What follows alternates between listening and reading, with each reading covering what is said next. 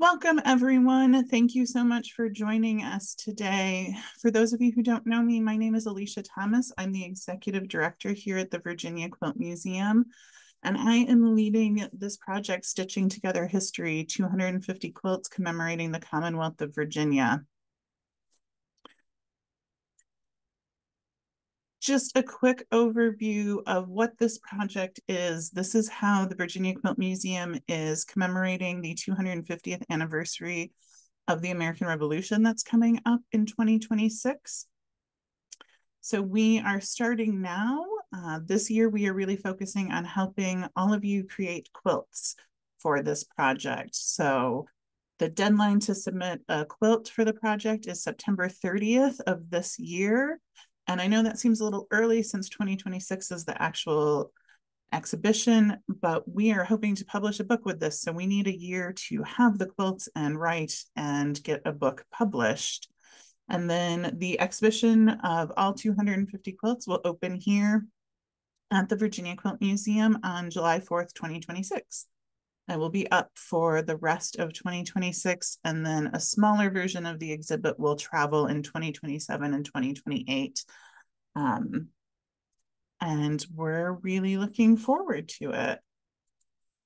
So just a couple of quick details about the call for entries if you're considering making a quilt. They must be 20 inches square, so 20 inches high by 20 inches wide. And they can depict an event, a person, place, or thing from any time in Virginia or West Virginia history. If you're not super familiar with Virginia history, until 1863, West Virginia was part of Virginia. So we're just including them in this project. Like I said earlier, submissions are due by September 30th. The call for entries is hosted at callforentry.org, and I'll put the link directly to that in the chat in just a minute. We'll announce our decisions on which quilts are accepted by November 9th, and then your quilts are due here at the museum by December 2nd of this year. So that's just a little bit about the project.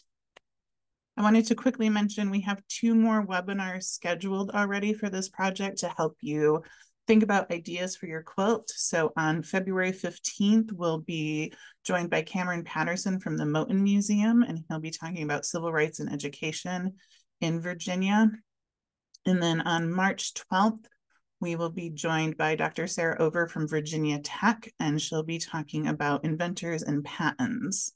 And then we also have 3 more webinars that we are working on scheduling for Stitching Together History.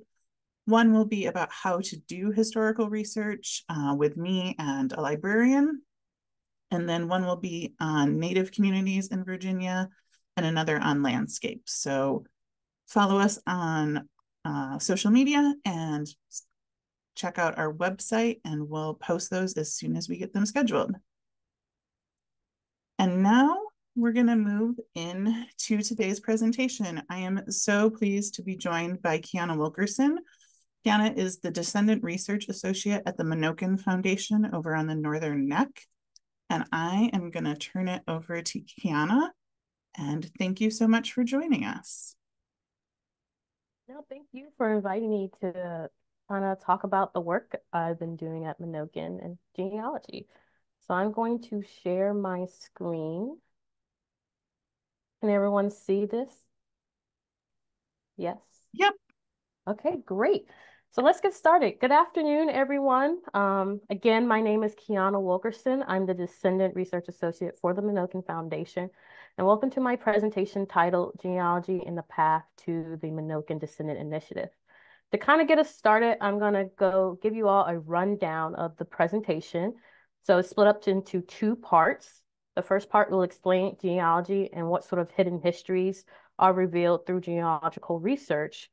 And then I will showcase a couple of standard genealogical records to really show what kind of information you can get from just a census record or a marriage certificate.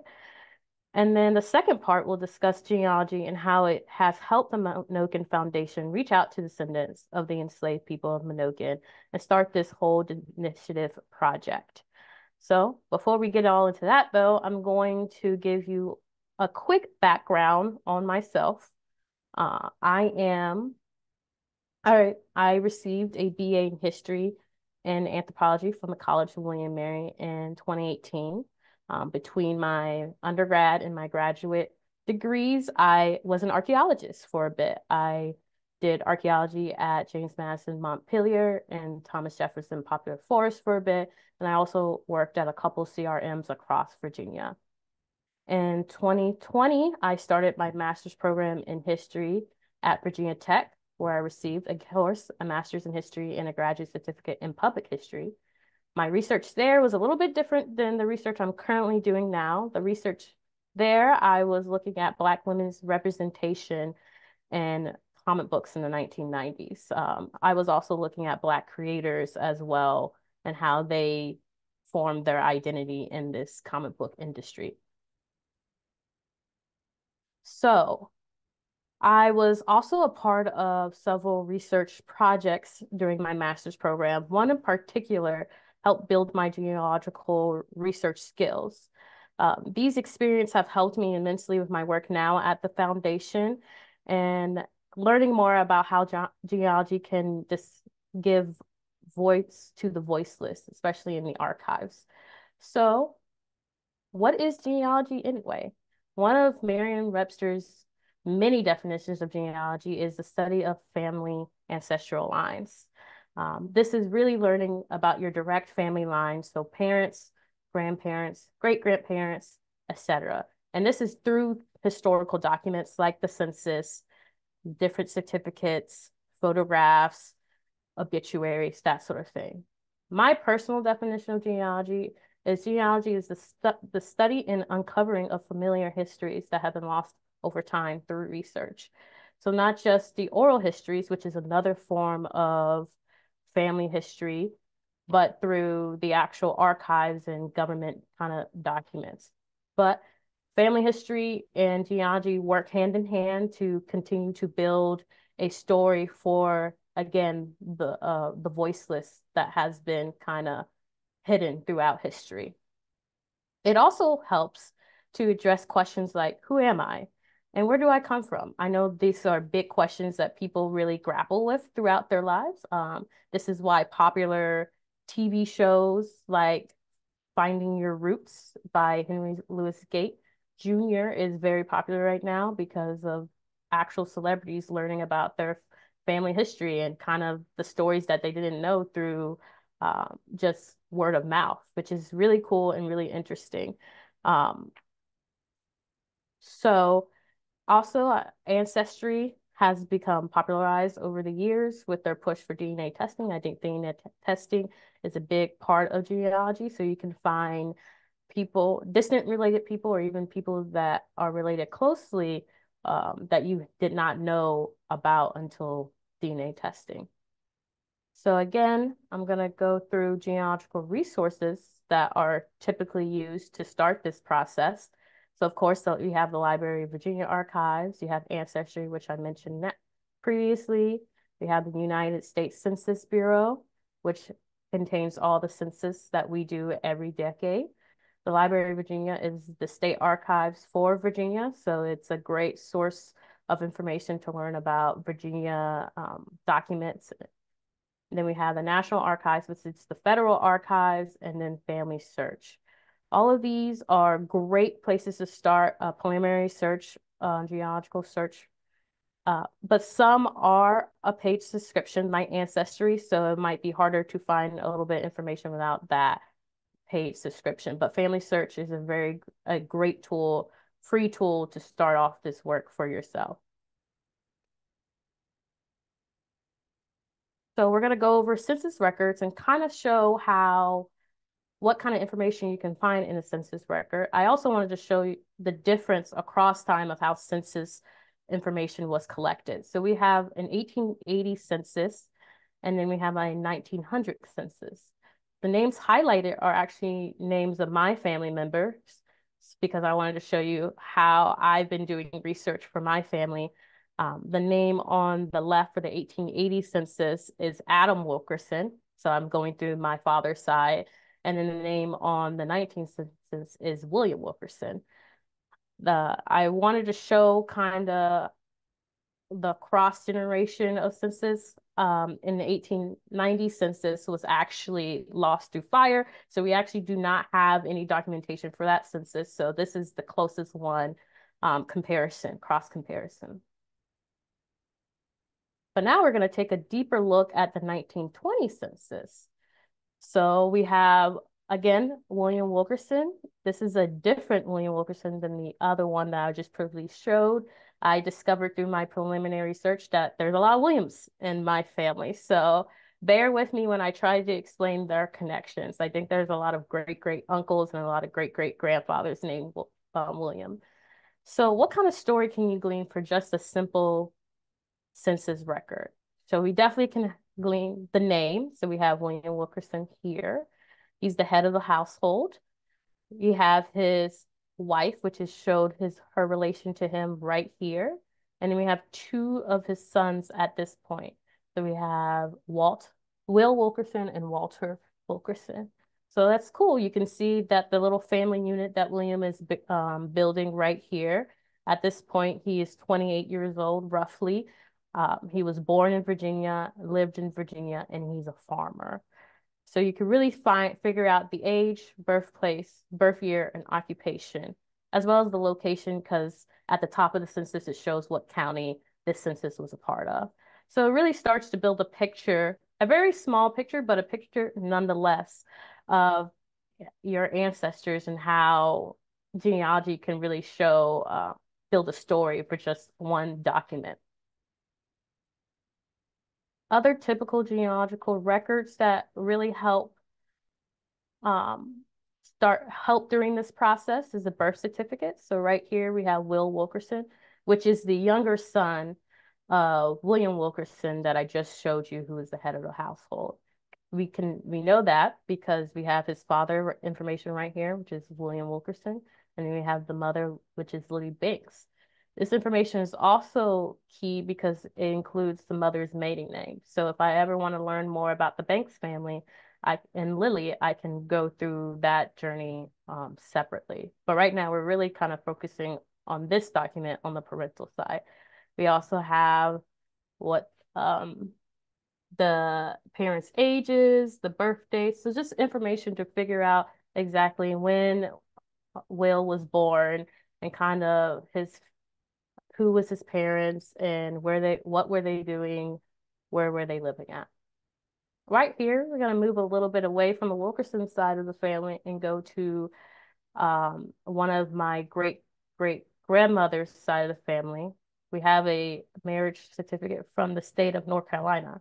I also wanted to show the difference between states. The state of North Carolina and Virginia's marriage certificate looks a little different than this, but it still gives you the same amount of information of the parents as well as the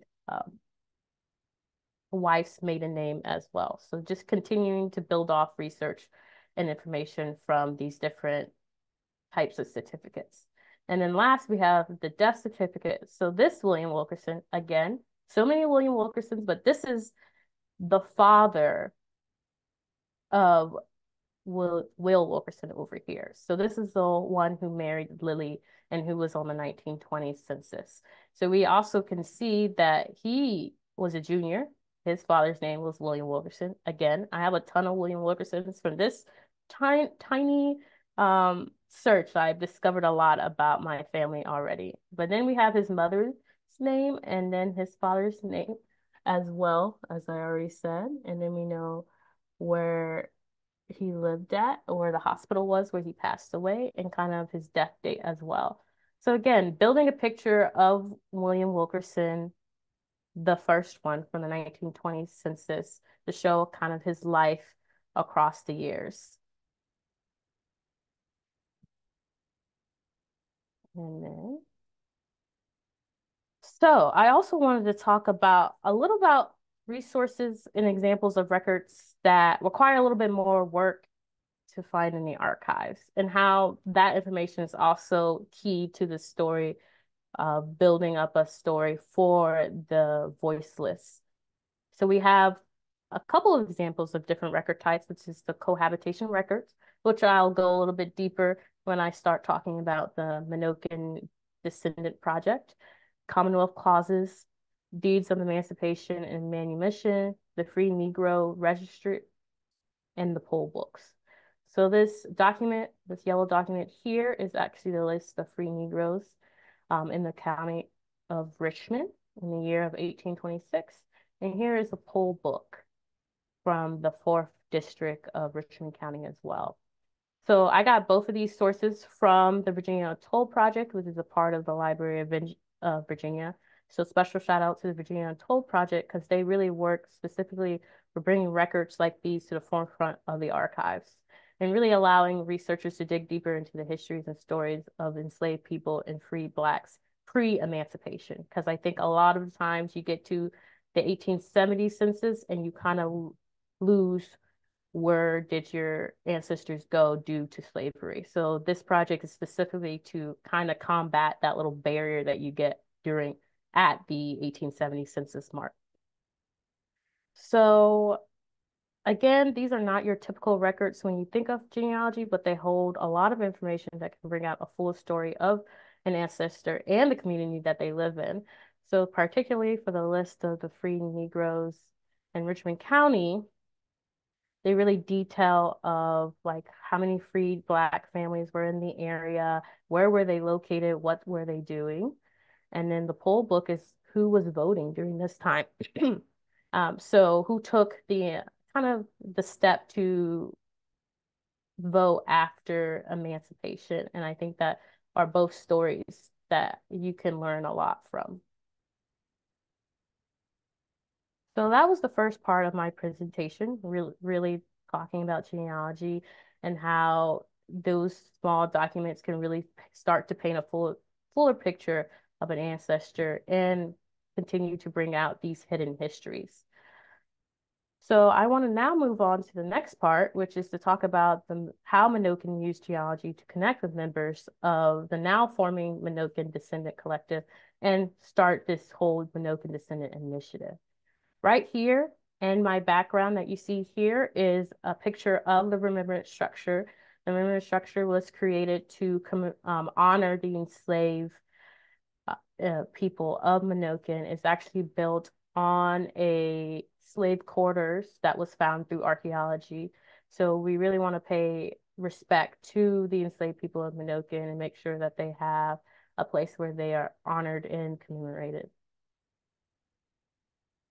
So I am going to give the briefest timeline ever of Menokin. Menokin has a very vast and moving timeline, but I just wanted to orient you all, for those who don't know or haven't been to Menokin before, about the vast history of the landscape and the site.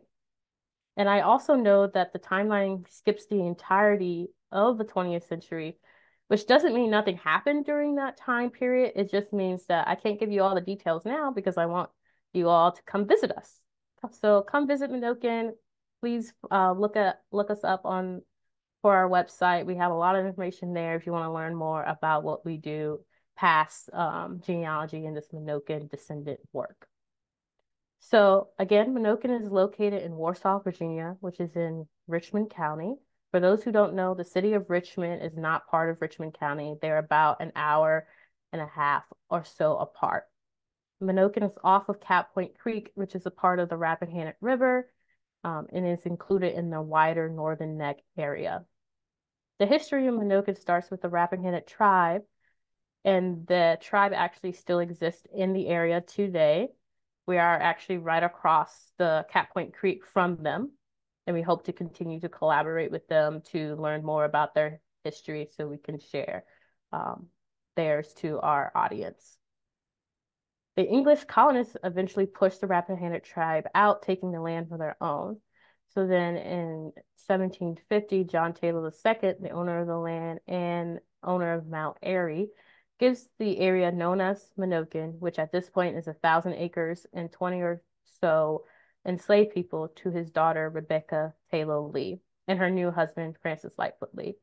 Francis Lightfoot Lee was one of the signers of the Declaration of Independence, and he is that man doing the little chin touch in the corner. So the Lees die days apart, but probably about a week to 9 days apart, and they have no children. The land goes back to the Taylor family, specifically Rebecca's younger brother, John Taylor III. So he owns the land for a little bit, but he's really primarily focusing on the Mount Airy kind of slave complex. So he's not really working and thinking about Menokin. So he eventually sells the land to Benjamin Booton. So Benjamin Booton takes care of the land up until 1836, and then he eventually sells it to Richard Henry Harwood.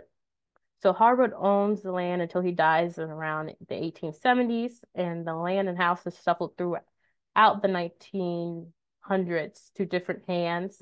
First, it started off with the Harwoods' friends and family, and then eventually it's sold off to another family, and they kind of take care of the property. Eventually, though, a tree falls through the house around the 1960s, which is why the current preservation work is being done at the ruin right now. The foundation was started in 1994. This is our 30th year of being founded, so woo for that. And it was really founded to preserve and save the house. And again, if you want to learn more, please come by for a visit. I'll add our kind of links in the chat after I'm done. We have some cool stuff, aka the Glass House Project, if you haven't heard about that. And then we have woodwork on display. So if you want to see the original woodwork to the house, please come by and see it. And then we have a new Black History Month exhibit that's coming up and later next week. So it's really exciting stuff. We're doing a lot at Menokin right now. Again, the briefest Menokin timeline. I left a lot of things out, so please come and visit us. So, Menokin research through 2018 and 2019. It's important to note that most of the information about the enslaved people of Menokin is from the hardwood period. It was easy to find that information and continue the research because he owned the property before and after emancipation. So we could really see the continuation of history because of that. In 2018, the foundation hired a professional genealogist, Desida White, to start researching more about the enslaved people. She found about 3 family lines and about 9 other names during her 2-year search. Her work is the foundation to my research today. She's been very helpful for helping me learn more about genealogy and understanding what kind of information I can pull from different records and what kind of sources is available to me. And she was the catalyst for finding descendants of the enslaved people at Menokin, really reaching out to them and making those first initial touches. The documents on this slide are as follows. So the big tan one on the left is the cohabitation records, which I brought up earlier in this presentation. The cohabitation records were basically the first marriage certificate between newly freed African Americans, because during the period of slavery, since they weren't afforded the same rights as their owners, they didn't have marriage certificate documents. So this was done through the Freedmen's Bureau right after emancipation to really show which couples were together and give power to that relationship. So the information that is included in the cohabitation records are like birthplaces, the last slave owner, and children between the couple for both the man and the wife. So this is the document that really was important to Besida's research because she found 3 family groups through the Richmond County cohabitation records, which were the Beverly and Gordon family, the Henry and Smith family, and the Cox and Pears. And one of each couple was an enslaved person at Menokin. The next document on the top is the records of slaves that escaped to the enemy during the war, which is 1861 and 1863. And 2 names from Menokin are found in this document, and they are Richard Gaines, he's about 20 to 23 years old. And then we have Daniel Gordon, who's about 16 to 18 years old at the point. They escaped around the same time in May and June of 1863. I will talk more about Daniel Gordon specifically just in a second. The last document on the bottom right is the Virginia Baptist Historical Society. Richard Henry Harwood was one of the founders of the Menokin Baptist Church, so he had some of his enslaved people come with him and actually be baptized during the church. So you can see that here we have Alice Gaines, Richard Gaines, Amanda Kelly, and Fanny. And they were baptized in 1856. Again, these are just some of the documents that Besida used to really understand the story of the enslaved people during this time period. And we are now still trying to uncover more through genealogy. So now we have to dig a little deeper to understand what happened to these people after emancipation. So we know kind of what happens to the three family lines, but we really want to know what happens to, let's say, Alice Gaines or Richard Gaines, Amanda Kelly, and Fanny. And that's going to take a little bit more work, but we are willing to do that work. So I want to really show you an example of what kind of story can be built from a couple of genealogical resources, specifically through Menokin. So again, this is Daniel Gordon here. This is a photo of him, and he's a very important figure to this process and project. So over the next couple of slides, I will show you the records that paint a clearer story, and this picture will get clearer over time as well. So this is also the only photo of a formerly enslaved person from Menokin that the foundation knows and has. So he's, again, very important to the Menokin Descendant Initiative and this work that we're doing here. So I wanted to emphasize the importance of the runaway list for Daniel's story. At the age of 18, or possibly even younger, at 16, he decided to self-liberate from Menokin, leaving his family behind. At this point, he has many siblings, and his mother is also on Menokin property. Think about how hard and terrifying that must have been for a teenager to run away to enemy lines, hoping to gain freedom. We don't know what happened to him during this time. We don't know if he was immediately captured and returned to Menokin. We don't know if he hid in town or another place until emancipation was granted, or he even joined the colored troops in the Union Army. That piece of the story is still unclear, but we do know that he eventually returns to Menokin. We know that due to the Richmond County Personal Property Tax Schedule 1867. See, you have his name right here, and then you have residence, Menokin. Above him is Stafford Gordon, which is his father, and his father married Amanda Beverly, who was an enslaved person at Menokin. So here, again, is a clearer picture of Daniel. We are now going through the process of, one second. We're now going through the process of understanding Daniel's story and how we can go through genealogy to find those different records. Give you 1 second. My notes. Okay. So you can also see that Daniel, through this document, is a freed man, and he's working as a farmer on Menokin property. Again, painting a better picture of what his life was after emancipation. The last two records that we're going to look at is his marriage license and the 1880 census record.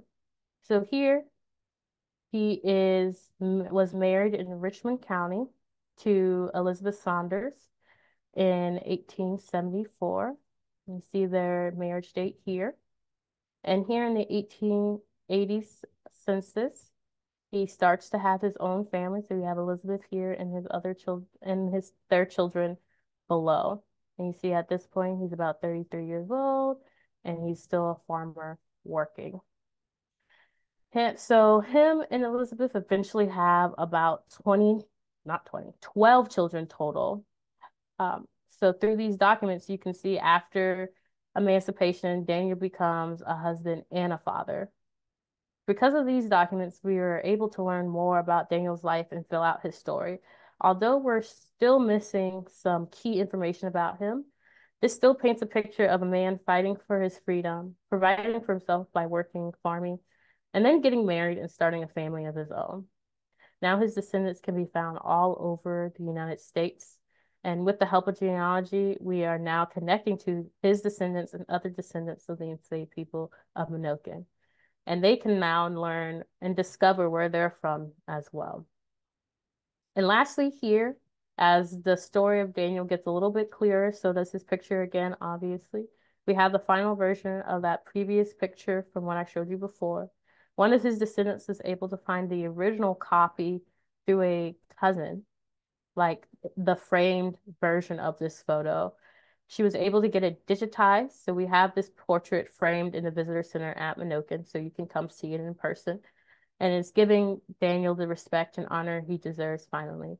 And here, you can see this come up a little bit clearer, is the chalk on his chest. And through what preliminary research, we have not dig deeper into this aspect that we know, but we do know that chalk usually represents an elder in Igbo African tradition. So we think this is also paying respect to Daniel as being an elder in his family as well. So after the discovery of Daniel Gordon and the enslaved people through her research, Miss White sets off to find a descendant. She really wants to connect to the descendant of one of the descendants of the family lines that we have found. So she eventually meets Judith Gordon. She's the great-granddaughter of Daniel Gordon and the great-great-granddaughter of Stafford Gordon and Amanda Beverly. So meeting Judy was really what set in motion the Menokin Descendant Initiative. So here we have a picture of Karen Beverly, who is another Daniel Gordon descendant and a cousin to Judy. We have Besida here in the middle, and then we have Judy on the right. And again, this is Besida and Judy meeting for the first time at a genealogy conference, actually. It was really cool. And kind of just happenstance how it all came together in the end. And here is a picture of our chalkboard located in the visitor center. And right here, Alice French, the Director of Education and Programming at Menokin, is writing on our chalkboard in a family tree. And it's a Gordon, the Amanda Beverly Stafford Gordon family tree. Again, they have a lot of kids, so we can't fit the whole entire family on the chalkboard. But we just wanted to give an example of how family trees kind of spread out and branch out. So after meeting Judy and Judy's engagement and learning more about her history and the descendant work that we were starting at Menokin, the Menokin Descendant Engagement Team was formed. So with the help of Judith Gordon, Frank Johnson Jr., another descendant of Daniel Gordon's and Elizabeth Saunders, Besida White, Gloria Garman, Dallas Henderson, and the Board of Trustees President of Menokin, Benjamin Taylor Jr., and the Menokin staff. So you see me here. This is the Director of Research and Collections, Clarissa Sanders. And again, this is Alice French, the Director of Education and Programming at Menokin. The Menokin Descendant Engagement Team was formed in 2021. This committee's main goal was to learn more about the enslaved people, find their current descendants, and host a Descendants Day. So all very easy stuff, obviously. This picture was taken in July of 2022. So a year, the Menokin Descendant Engagement Team, MDAT as we call it, was a year old at this point. And I had just joined in June of 2022. So I really hit the ground running with this process. So these are photos of us meeting and discussing possible ways to continue our mission. This photo in particular was that same day of July 2022, and we're discussing how to make Descendants Day a great event and how to bring and engage members of the descendant community who had never heard of Menokin before or never realized their connection to the site, and how do we make them feel comfortable and receive them in a way where they want to continue to work and learn more about Menokin. And this photo is a more recent photo. This is July of, I guess not recent because it's 2024 now, but July of 2023. when we're discussing steps to move forward and how the Menokin Descendant Collective is now forming. So a lot has happened over these past couple of years. So in October of 2023, October 7th of 2023, we had our first ever Descendants, 2022, I'm sorry. We had our first ever Descendants Day. So Descendants Day was a huge successful event. We had about 140 people register for the event, and about 100 or so came. It was the same weekend of Hurricane Ian, so we really thought no one was going to show up because of the weather, but we were able to have great weather, a community, and like a big social event. It was a great feeling. So I'm so happy that the weather was able to hold out on us and we were still able to have such a successful event.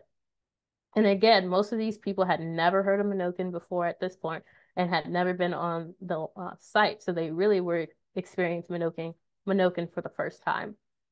So this big picture on the left right here is most of the descendants that were on site and who had registered for the event. There were some people, of course, who didn't want to take their photos, but these are most of the people who came to Descendants Day.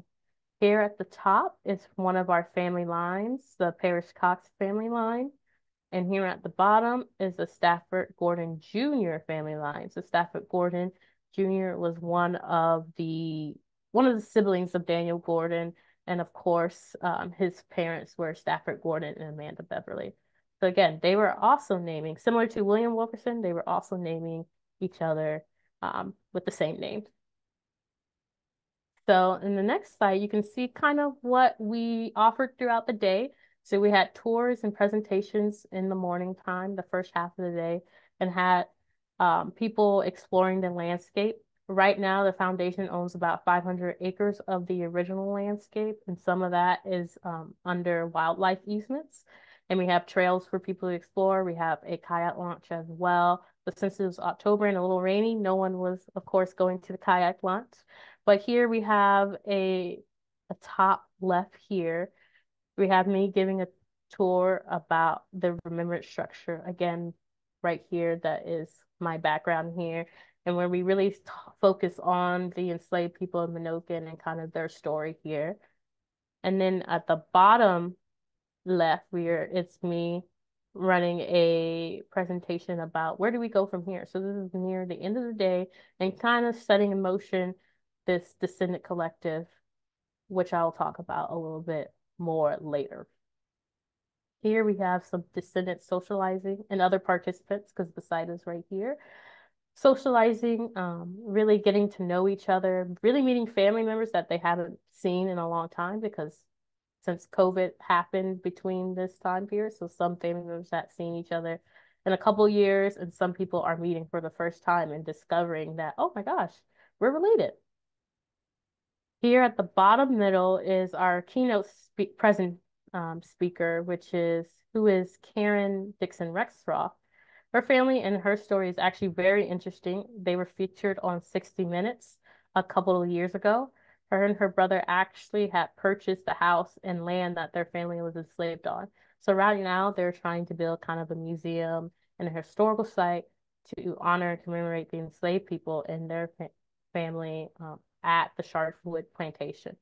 It was a very powerful story. She really connected with the descendants on Descendants Day. So I would recommend you all to give it a watch if you haven't already. Again, Sharpwood Plantation, 60 Minutes story.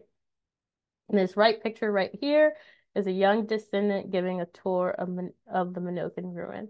One of our big pushes with this is to bring the younger generations get involved into the descendant work that we're doing, to continue this work about learning about where they're from and who their family are and was. So this section highlights the ceremonies of the day. So this again was at the end of the day after lunch in our keynote presentation. Here on the top left, we have the procession led by a drummer named Adam Kennedy. This procession took us from the tent all the way over to the remembrance structure for the rest of the ceremony. We had a libation ceremony with Priestess Omiemi Green here to really bring forth the power and emotion and even the ancestor spirits to this time and place so we can really feel their presence there. In the middle, we have musical selections by an actual descendant. She's descendant from Stafford Gordon and Amanda Beverly. Her name is Veronica Williams. Oop, did not mean to do that. Veronica Williams, she is actually a mezzo-soprano opera singer, so she does this professionally as well. Here we have the unveiling of Daniel Gordon's new digitized portrait. Here we have Fanny Johnson, one of his descendants, and Patricia Vance Harris, another descendant, undo that unveiling. So it was a very powerful moment for them as well. Here we have the commemoration of the plaque honoring the enslaved people of Menokin. These include the names during the Richard Henry Harvard period. But since then, we have found more names. So of course, we're gonna add more to this plaque, but we did just want to honor the names that we did know at the moment. And doing that presentation, of course, is Judy Gordon and Frank Johnson Jr. And at the end of the ceremonies, we all took white carnations to lay them down at the base of the Memorial Tree Grove. The Memorial Tree Grove, it was dedicated in honor and commemoration of the enslaved people at Menokin. So this was also another powerful experience of descendants laying these flowers down to give honor to their ancestors. So beyond Descendants Day, we did a lot in 2023. It was a very busy year for us with the newly forming Descendant Collective. So after Descendants Day, a small dedicated group started to meet for monthly meetings. You can see a meeting here at the bottom right here. These are all descendants of the enslaved people of Menokin, with some board members and members of staff as well.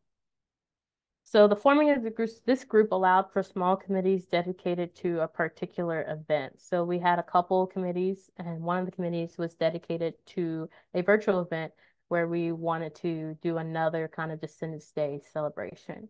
We called this the Virtual Descendant Celebration. This is the flyer that we have for that event. So that also took place on the first weekend of October last year. This was a private event that had descendant speakers, musical selection, a libation ceremony, and more discussion of how this descendant collective is forming, and really giving us kind of a highlight of 2023. It was a meaningful experience for all who attended, and it had inspiring insights shared by the younger members of the Descendant Collective. So it was really cool to hear how they felt about this whole process and how they want to continue this work for their ancestors and the larger descendant communities and nation at large. After all those committees and all those groups, we had other things throughout the year. Frank Johnson participated in a conference for the Virginia Association of Museums, a descendant town hall, where they really discussed about this, talked about descendant work, its importance, and how do museums get involved with reaching out to descendant communities. In July of 2023, the Menokin Descendant Collective and artist Dineo Sashi Popape collaborated over the summer with the Museum of Modern Art in New York, so LaMOMA, with the artist's new exhibition projects of Dineo Sashi Popape. So this exhibition was actually viewed at MoMA from July the 1st to October the 9th of 2023. And some members of the Descendant Collective participated by taking clay and soil from Menokin, making clay hand molds, where afterwards was transported to MoMA, fired in their kiln, and then displayed for the Neo's exhibition. So this is actually a hand mold created by a descendant. It was really cool. About 50 descendants participated across the country to make these hand molds. And it was a great experience in collaboration with Danae. We had collaborated with her before in 2021, so we hope to continue to work with her for the future. We were also in the news a lot. This particular one was the Channel 8 News. A reporter came out to us to really talk about retracing her roots. She was actually discovered that she was from the Mount Airy plantation, which John Taylor and the second and his son owned. And she wanted to see the connection between Mount Airy and Menokin. So she came out, learned more about what Menokin was doing and how genealogy really has been helping her learn and explore forgotten family histories. And then we have the genealogy workshop. So the genealogy workshop happened in August of 2023, and it was in collaboration with the Library of Virginia and the Virginia Untold project. This event was really cool. We had descendants and other local Black community members attend this event to really learn about the state archives and how to go through them and figure out what documents are good, great for this research project. And also, again, the Virginia Untold project, which I mentioned, how to move past emancipation into the period of slavery and how do we research and learn about ancestors before them. And we hope to host another one in 2024. We're still getting that set up, but we hope to have a more beginner introductory level workshop to really help people get started with this process. Because I think there's a lot of time where people say that, oh, only professional genealogists can do this work, but everyday people can start this process and learn more about their ancestors. So one of the major achievements, though, of 2023 is that the Descendant Collective created their own mission statement. This mission statement is shown on our website under the Descendants tab, and it was created by a member of the Descendant Collective and a member of the board. It was voted and unanimously passed with minor edits at our July meeting, and it reads as follows. As descendants of the people enslaved at Menokin, we will be the voice for our ancestors. We will preserve their memories by seeking the truth, filling the gaps in our history, and accurately telling the stories of their struggles, resilience, and accomplishments. Our ultimate goal is to recognize the impact the enslaved people had on shaping our lives and the nation. So again, it's really cool that in just under a year's time that the Menokin Descendant Collective is all banded together, create a mission statement that they all are trying to learn more and filling in the gaps of their ancestral history.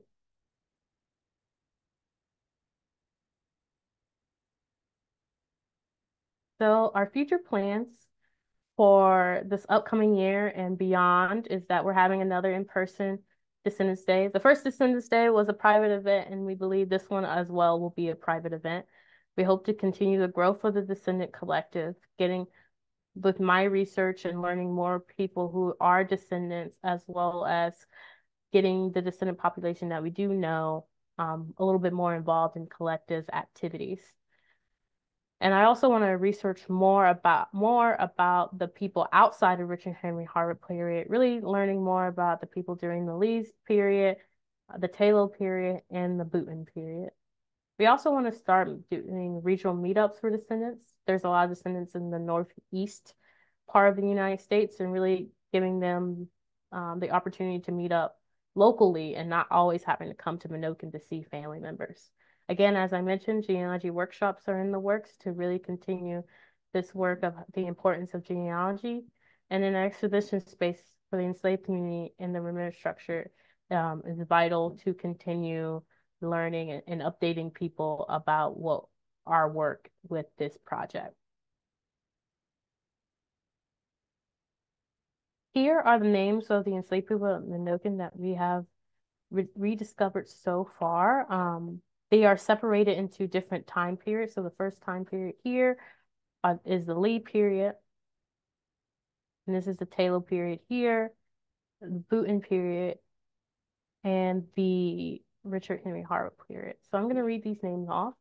So we have Will, Old, James, Aaron, Ben, Harry, Will Younger, Abraham, Horace, Diane, Kate, Winnie, Charles, Sarah, Millie, Eve, Venus, Nan, Cat, Old, George, and Chris. So these are all most of the enslaved people that were in Rebecca Taylor's kind of dowry when she received the 1,000 acres of land and the 20 or so enslaved people. This is from John Taylor's inventory book. So we have Abraham, Aaron, Jacob, Maddie, Peggy, Marilla, Fanny, Rose, House Lucky, Old Judy, Girl Beck, Boy Arthur,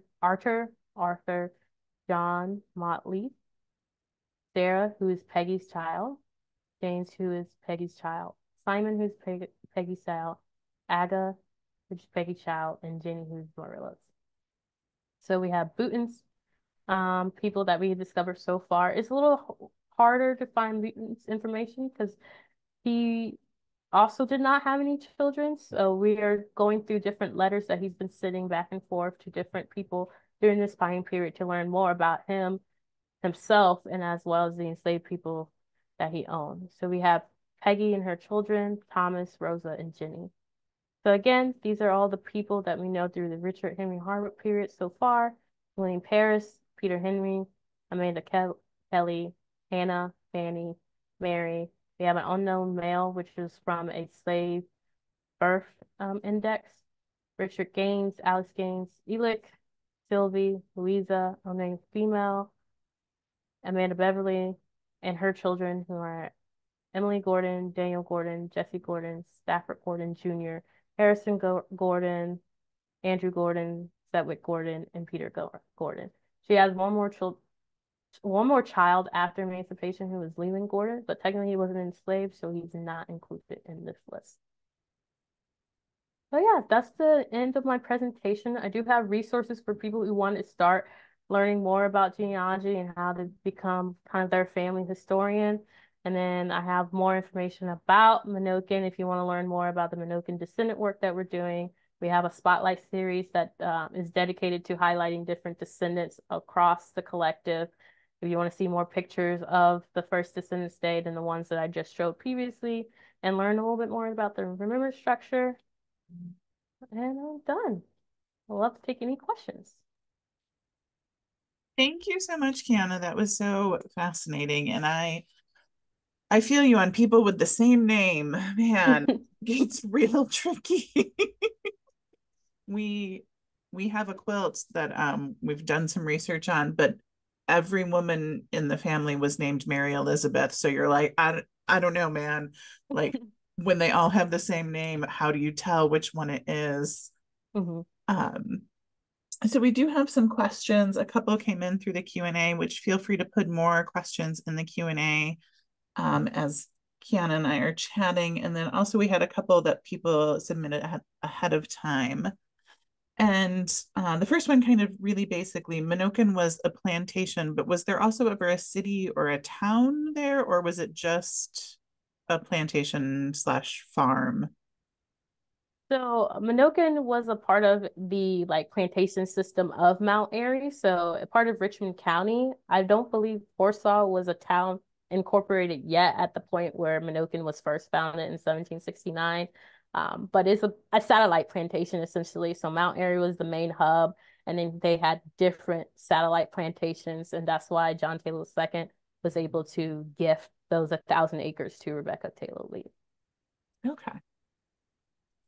And that whole area is still very rural even today, correct? Yes, and a lot of the original colonial families, descendants still live on property of the different homes. Yeah.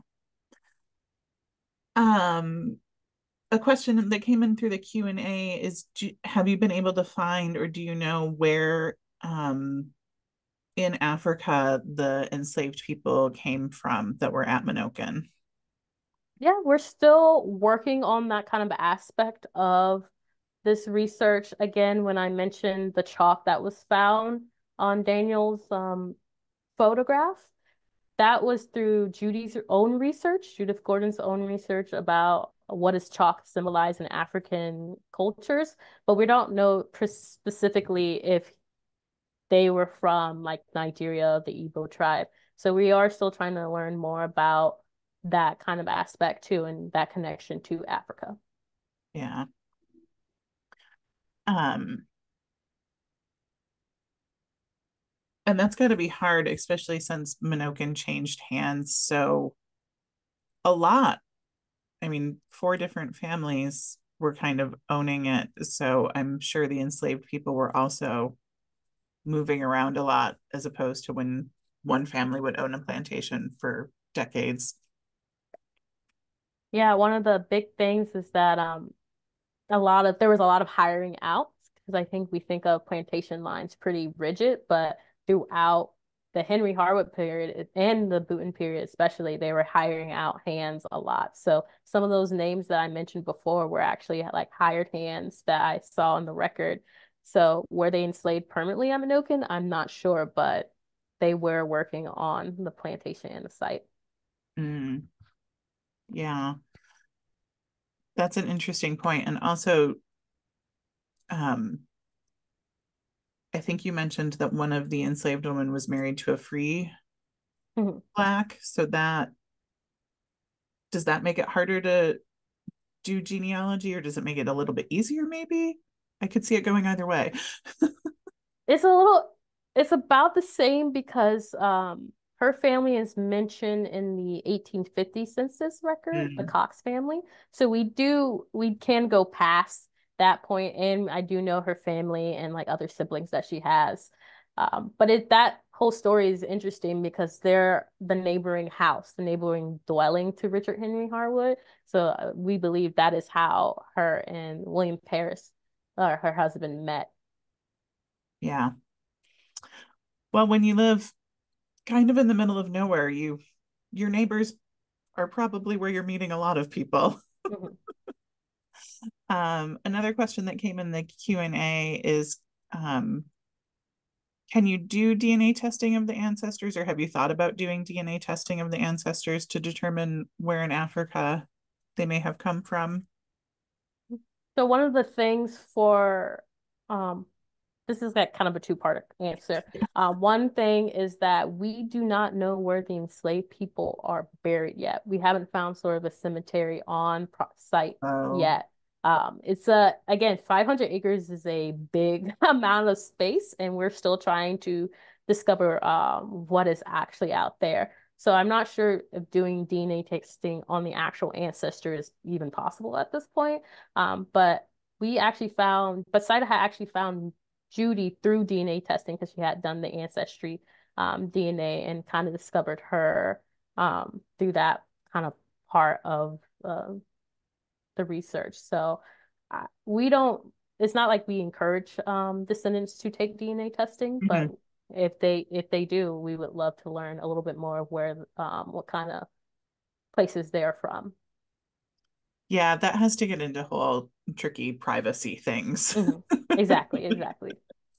But it's fascinating that you haven't found the cemetery yet, and not surprising. So many enslaved cemeteries were not well marked or maintained. Um, and 500 acres is huge, and you guys are a pretty small staff. So, Yeah, we have an oral history it's off to the west. And we do not know where that person was standing when they said it's off to the west. So, we don't really have a general sense where it is, but yeah, that's not all that helpful in some ways. A couple other questions that came in, one specifically related to quilting. Um, if you know if the enslaved women or even men at Menokin were quilting, if you found any evidence of that. yeah, we don't have any direct evidence of that. The archaeology we found for the slave quarters had some domestic kind of artifacts like Mm. ceramics, glass, pottery, that kind of thing. We didn't find any like thimbles or sewing materials if that's what you wanted. but there was a satellite plantation dedicated to sewing and kind of that sort of stuff happening over. It wasn't located in Menokin, but a part of the Richmond County and Mount Airy plantation system. So it is happening. I'm not sure if it's happening on property though. Yeah, and that's one of the things I always talk about when we're talking pre-Civil War quilts in Virginia is even if it's attributed to someone that we know was a white woman, it very well could have been made by enslaved people, and we just don't have those records. You know, it's not something they necessarily would have written down, but it's something we always have to think about, that anything we're looking at pre-Civil War in the South could have been made by enslaved people, and we just don't know. So this is a pretty specific question, but someone asked ahead of time if you have come across the name Mandred as someone who's worked on the farm, either free or enslaved. That's Mandred. That name doesn't sound familiar, but if that person's on this call right now, you can contact me and we can discuss a little bit more about that. Yeah, I'll share their information with you. Okay. And then a little bit more of a general question was asked ahead of time about how the history of quilting and genealogy research can interface. And I'm happy to talk about that, or you can if you'd like. I'll let you talk about that. So we do some genealogy research here at the museum, and it's always something we're looking for people to help us out with. Often what we have on quilts are initials. So often quilters would put their initials either in the quilting or they'd write them on. And sometimes we do have full names, but even then it's finding that time to do the genealogy research and kind of flesh out that picture and know where they're living, what they're doing, if they're living in a city or if they're living in a rural community. And it's one of those, I mentioned the family where everyone's named Mary Elizabeth. That's an example of genealogy we've been doing, trying to line up the family history with the historical records. So we're always looking for folks to help us out with genealogy over here, as I'm sure, Kiana, you're always looking for volunteers to help you. Just looking to see if there are any other questions. I do know that quilting can be a form of genealogy because a lot of like members of my family actually have a quilt that they sew names for the new people that really fill out who is related to us and everything. So that's really cool as well. Yeah, and sometimes you find quilts that are not only a family, but a community, a church community specifically. And so those can be really interesting. A lot of those tend to be more early 1900s, but they're still really fascinating.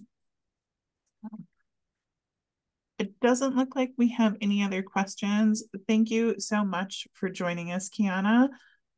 If anyone wants to reach out to you, is your email on your website at Menokin? Yeah, I can also put my email in the chat right now. If Okay. anyone wants to reach out to me, I'm available as well. And I see you put all the links up there, so thank Yes. you for doing that as well. Yeah, and I highly recommend follow Menokin on social media. Check out their website. They do have a ton of great information. If you're looking for a subject for a quilt, check out what they're doing. Also, Menokin is by far not the only former plantation doing descendant work. So there's a lot of it happening in Virginia and producing really interesting research that would make great quilts for this project. So I'm going to go ahead and end this now. Thank you so much, Kiana, for joining us. Thank you, everyone, for attending. This webinar will be posted on our YouTube. Hopefully I'll get it up today, but if not, early next week. And have a great day, everyone. Thank you again, guys.